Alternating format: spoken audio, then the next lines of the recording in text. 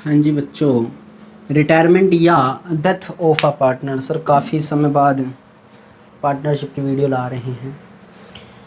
कुछ स्टूडेंट्स हैं मेरे खुद मतलब पर्सनल जो कोचिंग सेंटर में वो चल रहे हैं या ऑनलाइन आप कह सकते हो फ़िलहाल, और एक दो बच्चों की रिक्वेस्ट भी आ रही थी कि सर ठीक है आप फाइनेंस के लेक्चर्स डाल रहे हैं बट आपने एडमिशन के बाद में रिटायरमेंट चैप्टर नहीं अपलोड करा है, प्लीज़ उसे कर दीजिए। तो बस उन्हीं की रिक्वेस्ट की वजह से ये करना पड़ रहा है। बात करते हैं रिटायरमेंट की या डेथ की। देखो, रिटायरमेंट अपनी मर्जी से लोगे और डेथ ऊपर वाले की मर्जी से लोगे। मान लेते हैं किसी फर्म में ABC 3 पार्टनर थे, बी ने रिटायरमेंट ले लिया। किसने ले लिया रिटायरमेंट? बी ने ले लिया, तो उसका शेयर भी ख़त्म हो जाएगा। बिल्कुल सही बात है सर। बचेगा कौन अब फर्म में? ए और सी। कितना रेशियो रह जाएगा? 3 तो था ए का, 1 था किसका? सी का, यानी कि 3:1 उनका शेयर रह जाएगा। बिल्कुल। क्या सर यही है बस ओल्ड रेशियो न्यू रेशियो? हाँ बेटा, यही है बस, और कुछ नहीं है सर इसमें, ध्यान रखना। और कुछ नहीं है सर इसमें। रिटायरमेंट बहुत आसान चैप्टर है। एडमिशन जिसने कर रखा है ना, रिटायरमेंट उसके लिए हलवा है। हलवा है वाकई में, बस फूंक मारो खा लो, इतना है और कुछ नहीं। फूंक मारनी पड़ेगी। फूंक क्या है सर? वो कुछ एडजस्टमेंट सीखनी पड़ेंगी सर, वो हो जाएंगे उसके बाद में। तो ओल्ड रेशियो अगर गिवन है आपको और there is no condition given in the question, अगर कोई क्वेश्चन में कंडीशन गिवन नहीं है तो आप बस ओल्ड रेशियो ऐसे निकाल लेंगे। मान लेते हैं सर सी चला गया तो बेटा ए और बी रह गया। ए और बी रह गया तो सर क्या 3:2 हो जाएगा? बिल्कुल सही बात है सर, 3:2 हो जाएगा। 3/5, 2/5। इसकी बात करें 3/4, 1/4। सर गेनिंग रेशियो निकालने के लिए क्या होगा? गेनिंग रेशियो निकालेंगे हम इस चैप्टर में, क्योंकि हमने एडमिशन में निकाला था सेक्रीफाइस, जिसमें करेंगे गेन, तो गेनिंग रेशियो निकालेंगे और उसका फॉर्मूला आ जाता है ये, new share minus old share is equal to gaining share, इसमें आ जाएगा। सर इतनी जल्दी न्यूमेरिकल्स नहीं बेटा, रुक जाओ, अभी रुक जाओ। सुनो, रिटायरमेंट का मतलब तो समझ लो पहले हैं, हल्की सी थ्योरी लेंगे, उसके बाद में हम डायरेक्टली चलेंगे कि क्या क्या हमें इस चैप्टर में सीखना होगा, उसकी बात करेंगे। एकदम से आगे मत जाओ। चलो, retirement of a partner means retiring from the firm. Retirement क्या क्या मतलब है कि वो रिटायर ले रहा है किससे? फर्म से। That is ceasing to be a partner of the firm, यानी कि वो पार्टनर को वो पार्टनर बनने से क्या हो रहा है? वो मुक्त हो रहा है, सीज कर रहा है यानी कि छोड़ रहा है। अ पार्टनर में रिटायर फ्रॉम द फर्म, एक पार्टनर फर्म से रिटायर हो सकता है। इन दीज सिचुएशंस कब होगा? If there is an agreement to that effect, यानी कि ऐसा करने के लिए कोई एग्रीमेंट हो ऑलरेडी फर्म में। सेकंड कंडीशन हो सकती है if all the partner agree to his retirement, यदि और बाकी के जो साझेदार हैं सभी के सभी पार्टनर्स क्या हैं? एग्री हैं उसके रिटायरमेंट के लिए। जा भाई जा, फिर हमें कोई दिक्कत नहीं है। या तीसरी कंडीशन हो सकती है if partnership is at will. At will का मतलब होता है पार्टनरशिप यानी कि साझेदारी जो थी आपकी वो स्वेच्छा से थी। Chapter number 1 fundamentals of partnership में जब मैंने आपको पार्टनरशिप की डेफिनेशन बताई थी, कौन सी डेफिनेशन थी sir? Partnership is the relation between the person who have agreed to share the profit of a business that is carried by all or any one of them acting for all. इस वाली definition के साथ ही मैंने आपको बताया था कि partnership is at will क्या होता है।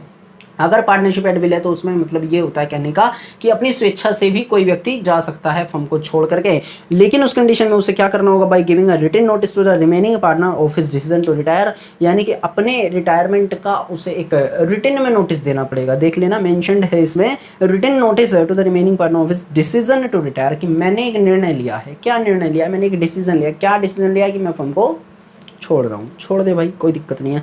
एक और थोड़ा सा ये पैराग्राफ नीचे है उसे और पढ़ लेंगे। Retirement of a partner is also reconstituting the firm under which old partnership comes to an end and new partnership amongst the remaining or continuing partners come into existence, the firm however continue।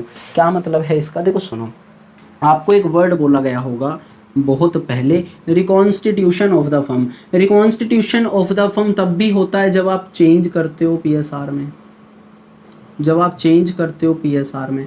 Reconstitution of the firm तब भी होता है जब आप admission करते हो किसी partner का, तब भी होता है जब आप रिटायरमेंट करते हो किसी पार्टनर का, या उसकी क्या हो जाए? डेथ हो जाए। इन सारी कंडीशंस में बेटा, इन सारी सिचुएशंस में क्या हो जाता है? फर्म का रिकॉन्स्टिट्यूशन हो जाता है, दोबारा से वो फर्म बनाई जाती है। कैसे सर? जो पुरानी पार्टनरशिप होती है वो ख़त्म हो जाती है। अभी एग्जांपल दिया था हमने ABC के बीच में कोई पार्टनरशिप थी, अब C जा रहा है छोड़कर, तो पुरानी पार्टनरशिप खत्म हो गई लेकिन एक नई पार्टनरशिप बन गई किसके बीच में? A और B के बीच में। इन सारी कंडीशंस में, इन सारे केसेस में कभी भी पार्टनरशिप की जो फर्म है, ध्यान रखना, पार्टनरशिप जो फर्म है वो कभी भी बंद नहीं होती। फर्म जो है वो कभी भी बंद नहीं होती है, ना वो ख़त्म होती है, वो एग्जिस्ट करती रहती है, वो चलती रहती है कंटिन्यूसली। इसीलिए लिखा हुआ भी है इसमें लास्ट में, the firm how ever continuous, वो चलती रहती है, क्योंकि जो पुरानी पार्टनरशिप होती है बिटवीन द पार्टनर्स वो ख़त्म हो जाती है और एक नई कम्स इनटू एग्जिस्टेंस, वो एग्जिस्टेंस में आ जाती है। ख़त्म, बस इतना ही तो था। चलो क्या करना होगा सर? लाइबिलिटी क्या है पार्टनर की? एक रिटायरिंग पार्टनर की एक लाइबिलिटी होती है, वो क्या होती है? Liability for the acts before retirement. Retirement लेने से पहले उसकी कुछ लाइबिलिटीज़ हैं, यानी कि उसके कुछ कर्तव्य हैं। वो कर्तव्य, वो ड्यूटी क्या है? A retiring partner remains liable for all the acts of the firm up to the date of his retirement. वो कह रहे हैं कि जो रिटायरमेंट लेने वाला बंदा है वो तब तक के लिए लाइबल रहता है जब तक वो अपने फर्म से रिटायरमेंट ना ले ले। ऐसे मत कह देना कि जी डिसीजन ले लिया मैंने, डिसीजन ले लिया, इसका मतलब ये नहीं कि आपको रिटायरमेंट मिल गया और आप अपनी लाइबिलिटी से छूट जाएंगे। नहीं, जिस दिन तक आप रिटायरमेंट लेंगे उस दिन तक आप क्या होंगे? लाइबल होंगे किसी भी कार्य के लिए जो कि फर्म के द्वारा हुआ होगा। तुम्हारे द्वारा ही नहीं, सिर्फ फर्म के द्वारा भी हुआ होगा, क्योंकि म्यूचुअल एग्रीमेंट होता है। मैंने बताया था that is carried by all or any one of them acting for all. ठीक है ना? कार्य किसी एक ने करा हो या सबने मिलकर करा हो, जिम्मेदार उसमें सभी होंगे। डेफिनेशन में बताया था पार्टनरशिप की, वही चलती रहेगी। टेंशन मतलब बहुत अच्छी डेफिनेशन है ये एक्ट के अकॉर्डिंग। आगे बढ़ते हैं। How ever a retiring partner में भी डिस्चार्ज फ्रॉम हिज लाइबिलिटी। वो अपनी लाइबिलिटी से डिस्चार्ज हो सकता है। कब हो सकता है? लेकिन by an agreement between himself, third party and continuing partners. Third party कौन सर? पब्लिक। यानी कि एक तो रिटायरमेंट बंदा, एक तो जो रिटायरमेंट ले रहा है, जो रिटायरिंग बंदा है वो, दूसरा बंदा कौन? जो रिमेनिंग है, जो बचे हुए साझेदार हैं वो, और एक तीसरा यानी कि थर्ड पार्टी कौन? जो कि पब्लिक है। उन तीनों के बीच में कोई ऐसा एग्रीमेंट हो जाए कि हाँ ठीक है अब से तुम लाइबल नहीं होगे, तो लाइबिलिटी से वो डिस्चार्ज हो सकता है, कोई प्रॉब्लम नहीं है। ये बात कौन कहता है? Section 32 sub section 2 of Indian partnership act कहता है। सर ये सेक्शन वैक्शन का क्या मतलब है? कभी सुनिए धारा 320, कभी सुनिए धारा 144, अभी तो लगी थी लॉकडाउन में। धारा 144 क्या सर अब भी चल रही है? पता नहीं भाई। वो आईपीसी की धारा होती है, इंडियन पिनल कोड के अकॉर्डिंग होती हैं धाराएं जो होती हैं। ठीक है, ऐसे ही बस ये एक एक्ट है हमारा पार्टनरशिप एक्ट 1932, उसकी भी ये धारा, उपधारा की हम बात करते हैं। धारा को इंग्लिश में सेक्शन और उपधारा को इंग्लिश में सब सेक्शन बोलते हैं। ये है बस, इसमें परेशान होने वाली कोई बात नहीं है, कन्फ्यूज़न वाली कोई बात नहीं है। Liability for the acts after retirement. ध्यान रखना रिटायरमेंट के बाद भी कुछ लाइबिलिटी होती हैं रिटायरमेंट पार्टनर की। क्या होती हैं सर? रिटायरमेंट ले लिया उसके बावजूद भी वो कर्तव्यनिष्ठ रहेगा। बिल्कुल सही बात है, जिम्मेदार रहेगा। कब तक रहेगा? जब तक a retiring partner also continues to be liable to the third parties for the acts of the firm even after his retirement until a public notice of his retirement is given. Section 32 sub section 3 कहता है अगर किसी partner ने, मान लेते हैं B ने retirement लिया और उसने कहा कि मैं तो लाइबिलिटी से डिस्चार्ज हो गया, नहीं, ऐसे लाइबिलिटी से डिस्चार्ज नहीं होंगे आप। लाइबिलिटी से डिस्चार्ज होने के लिए आपको अपना एक तरीके से कहने के लिए कि हाँ जी मैं इस फॉर्म से अलग हो चुका हूँ, इस फॉर्म, ये फॉर्म कोई भी कुछ भी करे मैं इसके लिए जिम्मेदार नहीं होऊंगा, तो उसके लिए आपको क्या करना होगा? एक पब्लिक नोटिस इशू कराना होगा।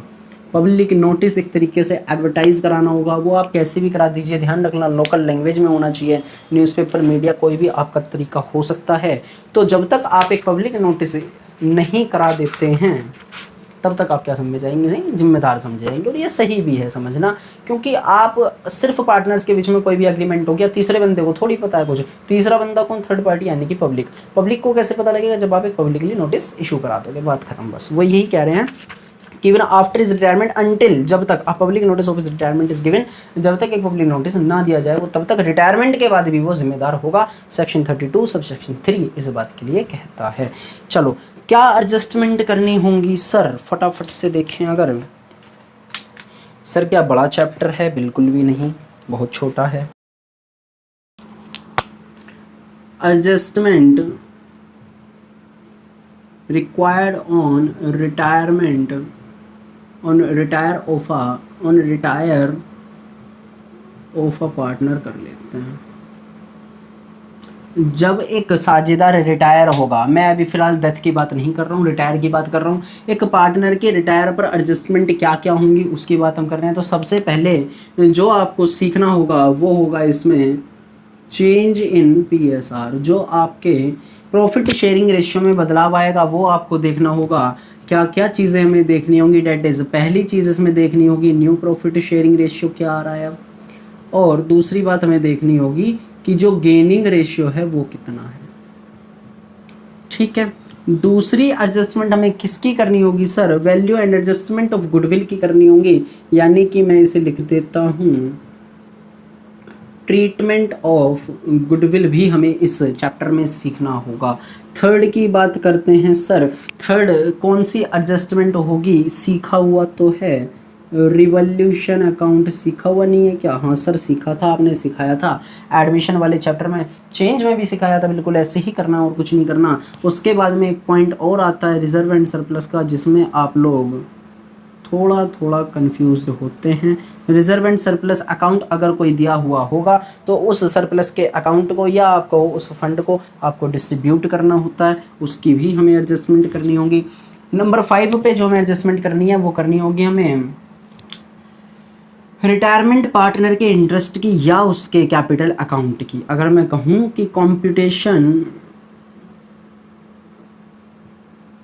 ऑफ रिटायरिंग पार्टनर्स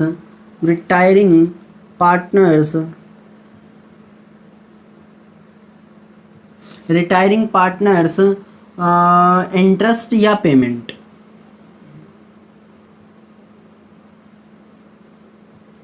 यानी कि एक व्यक्ति अगर जा रहा है फर्म को छोड़ करके तो उसका टोटल इंटरेस्ट या उसका पेमेंट जो फर्म के ऊपर निकलता है वो कितना आएगा, कैसे निकलेगा, वो चीज़ हमें देखनी होगी।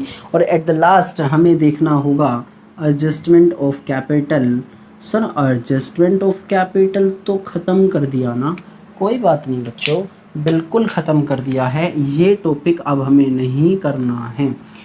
CBSE की गाइडलाइंस के अकॉर्डिंग बिकॉज ऑफ कोरोना यानी कि कोविड-19 की वजह से हमें एडजस्टमेंट ऑफ कैपिटल इस साल नहीं सीखना है, तो हम लोग बस ये ऊपर की 5 सिचुएशन या 5 केसेस सीखेंगे, 5 एडजस्टमेंट करनी सीखेंगे।